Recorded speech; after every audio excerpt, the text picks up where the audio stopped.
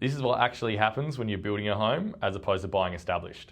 So a lot of people that we run into think that you have to pay for the full amount of the loan from the start when you're building a property. And you obviously don't have any rental income coming into it while you're building the house. And honestly, the fear is stopping a lot of people from getting started. Here's the good news. You don't have to pay off the full loan right away. So let's say you have a 10-month build. Over that build, you start off essentially just paying for the land. Then as each stage of the build is completed, your loan increases on that property.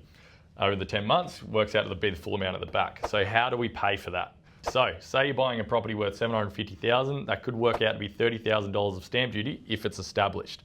For a brand new property, if your land value is around $350K, that works out to be $12,000 in stamp duty.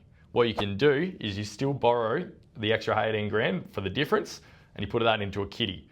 Over the course of the loan, as it goes along, so 2 months in, you pay your first interest repayment.